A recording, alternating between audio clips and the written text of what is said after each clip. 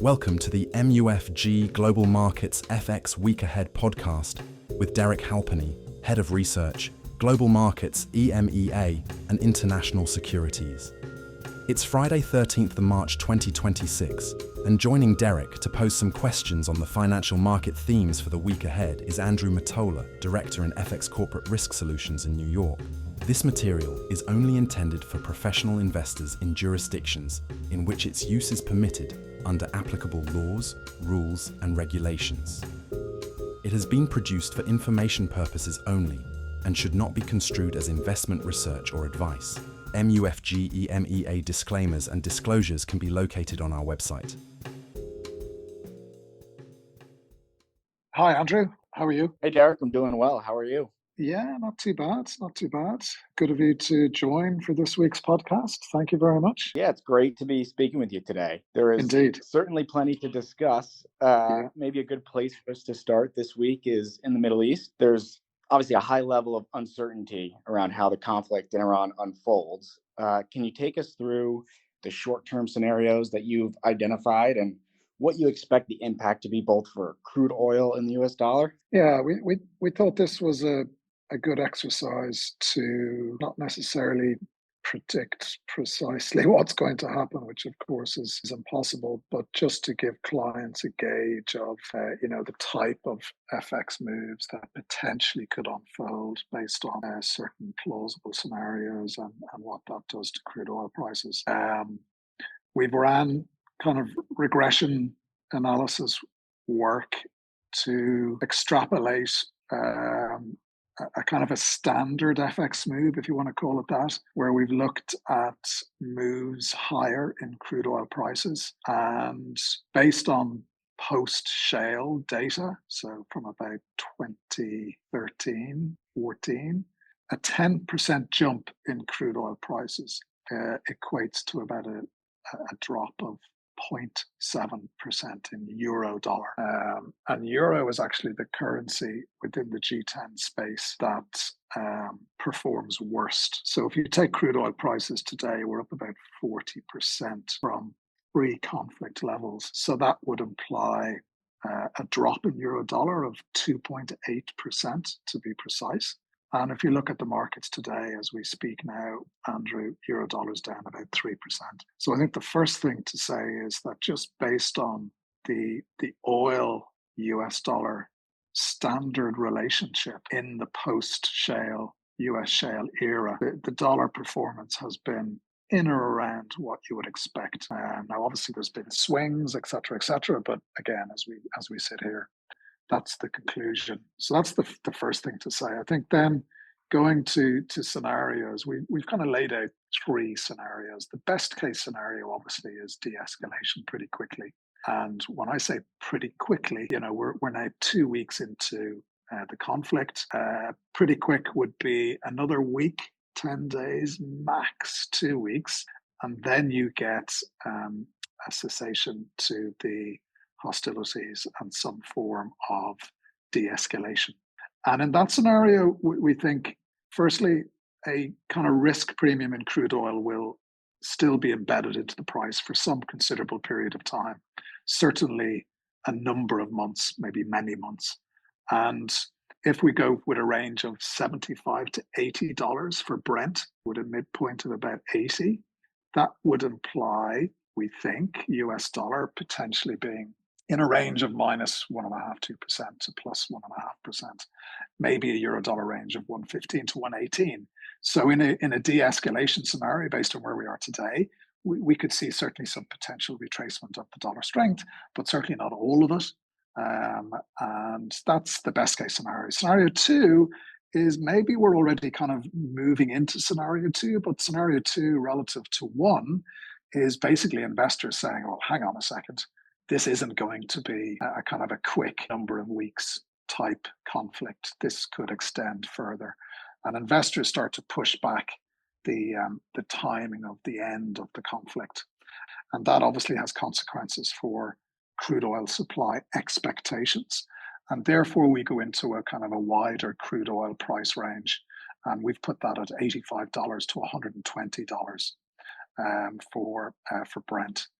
And again, taking a kind of a rough midpoint of that and extrapolating that for the US dollar performance, that gives us potentially DXY up 4%, but a range of 4% to flat. And we have a euro dollar range of 112 to 116. And then scenario 3 obviously is the worst scenario. This is where scenario 2 drags, and scenario 2 maybe lasts 6 weeks, 7 weeks after the beginning of the conflict. Scenario 3 is more measured in months, maybe 1 to 3 months, and there's no let up. Iran starts to attack more aggressively production facilities, and as more production is knocked out, that again results in investors reappraising the supply disruption in the energy markets, and we get a further lift in crude oil prices. And the range in scenario 3 that we have is $120 per barrel to 160. And in that scenario, we see the potential for euro dollar to drop below 110. We have a low point of 107 and a range for euro dollar of 107 to 113, with the potential of a broader dollar move of something between 3 and 7.5%, 8% stronger for the dollar. With scenario 3, the only thing I would say is that, in terms of the G10 FX performance, scenario 3, the risks of a much bigger drawdown in equities is a lot higher because crude oil prices in that range, 120 to 160, investors are going to be pricing in much higher levels of risk in relation to recession. And surely in that scenario, we're going to get a bigger drawdown, US equities in particular, which have been remarkably resilient so far. And if we were to get, say, a 15, 20% drop in equities, that then does have implications for front-end rates. And there is a scenario where central banks are more focused on inflation initially, certainly in scenario 1, scenario 2. But in scenario 3, if we get a big drawdown in equities, which is a big kind of disinflationary hit, it obviously offsets some of the concerns in relation to the energy price surge. And certainly then the prospects of rates being lower than expected is likely to result in front-end yields coming down. From what would be, of course, higher levels because we've gone through scenario 1, scenario 2 into scenario 3. And then in scenario 3, the prospect of maybe certainly the Swiss franc outperforming, core G10 outperforming, maybe even euro outperforming and the Japanese yen if rates in the US are coming down at the front end of the curve. So the mix and performance within G10 starts to change a little bit, I think, once the scenario prolongs and we go into a more severe scenario 3 type situation. Thanks, Derek. Yeah, understanding things will likely continue to be driven by those headlines and how things unfold. Maybe we could shift gears just a little bit to monetary policy, because I'm sure you've noticed we have a very busy week ahead with 8 G10 central bank meetings in the next 7 days. So in light of all the recent events, how do you expect the key central banks to respond next week? And what are maybe a few of the takeaways you're looking for at those meetings? Yeah, it's a tricky one going into these meetings. I think the safest bet in terms of next week that makes most sense, given we're in such a high level of uncertainty, is the message from central banks will be kind of wait and see. They certainly won't want to give any conclusive messaging to the markets in relation to monetary policy. And in that sense, I think the communications would be quite careful. Now, having said that, of course, we've just come from the biggest global inflation shock post-COVID, post the invasion of Ukraine by Russia since the late 1970s, early 80s. And I think also, while they'll be quite careful in sending any strong messages and they'll want to kind of have some time to assess the energy price shock, there will, I think, certainly in Europe in particular, but also I think from the Fed, that they won't have the same appetite for looking through an energy price shock if it was to become sustained. So I think, like everything that we've been discussing over the last 2 weeks. It's all about the extent of the time that this takes. And as the scenarios that I went through, each one is longer in time and it becomes a bigger issue in terms of energy supply. And therefore, there'll certainly be, I guess, communications next week that, if energy prices stay high for long, then the risks of this feeding into food inflation and into certain services becomes a higher risk and a response may be needed. So I think comments like that, I think, would be understandable given where we've come from, but they won't want to kind of be explicit in any way, and they'll say wait and see, and hopefully things can de-escalate. I think obviously for 7 of those 8 central banks, we won't get a policy change. The one where we could get a policy change is from the RBA. They've already raised rates. The deputy governor spoke about inflation being toxic and being higher than what the RBA was expecting. And given, from a terms of trade perspective, Australia is a natural gas. So it doesn't have the negative terms of trade shock that Europe has, for example. And therefore, they could be a bit more confident in the need for raising rates. So it's priced at about 16, 17 basis points at the moment. So it's not fully priced, but it's more than 50% price. So it wouldn't be a huge surprise if they do go on Tuesday. And that really is the only one of the 8 next week that I think will take any steps.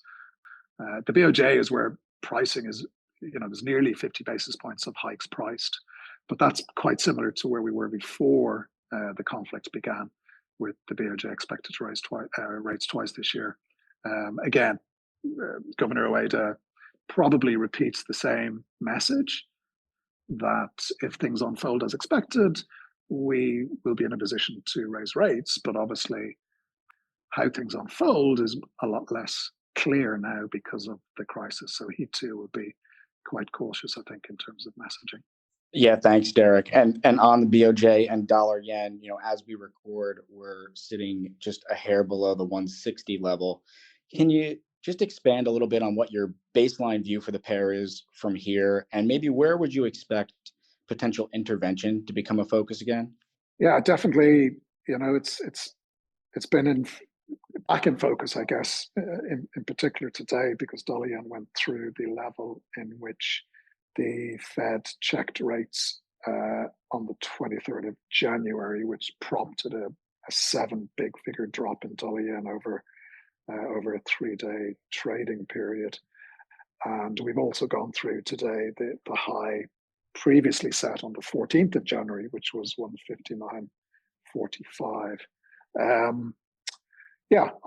I think it's a lot more difficult in this environment to justify intervention. This is a dollar move, first and foremost. And, for example, euro yen is actually below the levels from January when the Fed checked rates. Sterling yen is lower as well. So the yen has actually gained against certain currencies. Aussie, it's weakened. CAD, it's weakened. Obviously, the terms of trade currencies that are benefiting to some degree from the increase in energy prices. So it's not as compelling an argument that this is yen speculation. It doesn't look like that. The moves have been orderly. Dollar yen is up 2% since the conflict began. So 2% in 2 weeks, definitely not problematic price action. So I think it's more likely than not that next week there's a high chance I think we'll break 160. Could be maybe on the day of the meeting if Governor Ueda is more cautious, perhaps. And then once we get through 160, then it's a matter of what's up there. What's up there in terms of stops? Do we get option related volatility that sees 3, 4, 5 big figure move very quickly? In that context, then of course the MOF has the justification in terms of potential intervention. One interesting caveat on all of this is, of course, if we remember back to before the conflict and the whole January sell-off of the dollar, dollar debasement fears, the Trump administration wanting a weaker dollar. I actually think there's a lot of credibility in that view and that idea. And with the dollar strengthening now on the back of what's happening, maybe the Trump administration are not particularly happy with this. And if dollar yen does break above the 160 level and we get a move and the MOF want to intervene, is there a possibility that there's joint intervention? Maybe the Treasury Department will want to send a signal to the markets that they don't want a stronger dollar.